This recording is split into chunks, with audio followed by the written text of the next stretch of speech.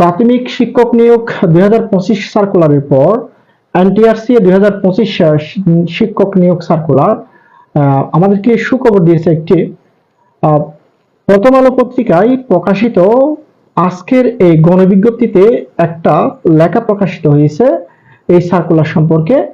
গত 16 জুন গণবিজ্ঞপ্তি প্রকাশ করা হয়।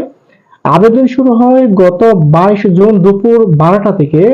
আবেদন চলে 10 জুলাই রাত 12টা পর্যন্ত। তবে 13 জুলাই পর্যন্ত প্রার্থীরা টিকা জমা দিতে পেরেছেন। সব মিলিয়ে নির্ধারিত সময়ের মধ্যে ফরম পূরণ ও ফি পরিশোধ করে সফলভাবে আবেদন করেন 57,840 জন। শুরুতেই বলা হচ্ছিল এই সুপারিশ জুলাই মাসের মধ্যেই প্রকাশ করা হবে, কিন্তু টেলিটকের টেকনিক্যাল সহ কিছু জটিলতায় সেটি আটকে যায়। তবে এটি এনটিআরসি এর নতুন চেয়ারম্যান আমিনুল ইসলাম বলেন, বিষয়টি নিয়ে টেলিটক কাজ করে যাচ্ছে, 5 থেকে 7 কর্মদিবস সময় লাগতে পারে।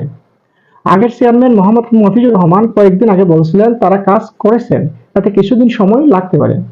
ঠিক কতদিন সময় লাগবে তা এই মুহূর্তে বলা সম্ভব হচ্ছে না। আমরা চেষ্টা করছি দ্রুত সুপারিশ করার, বললেন মফিজুর। এনটিআরসি এর সূত্রগুলো এখন বলছে সুপারিশ প্রকাশের সব জটিলতায় প্রায় কেটেছে। এটি চলতি সপ্তাহের যে কোনো দিন প্রকাশ করা হতে পারে। ষষ্ঠ গণবিজ্ঞপ্তিতে স্কুল কলেজে 46,211টি পদ, মাদ্রাসায় 53,501 এবং কারিগরি ও ব্যবসা প্রতিষ্ঠানে 1,110টি উল্লেখ করা হয়েছে। বিজ্ঞপ্তি অনুযায়ী একজন প্রার্থী শূন্য পদের তালিকা থেকে তার আবেদনের সর্বোচ্চ 40টি প্রতিষ্ঠানে পছন্দ নিতে পেরেছেন।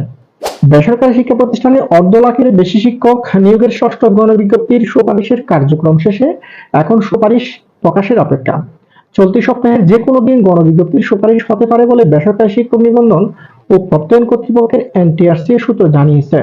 প্রিয় দর্শক শ্রোতা, আমরা এনটিআরসি এর সার্কুলার প্রকাশ হওয়ার সাথে সাথেই আপনাদেরকে জানিয়ে দেব। এটি আগামী সপ্তাহের মধ্যেই প্রকাশ করবে বলে আমাদেরকে জানিয়েছে এবং প্রথম আলো পত্রিকায় সেটা স্পষ্ট লেখা রয়েছে। ভালো থাকবেন সবাই, সুস্থ থাকবেন।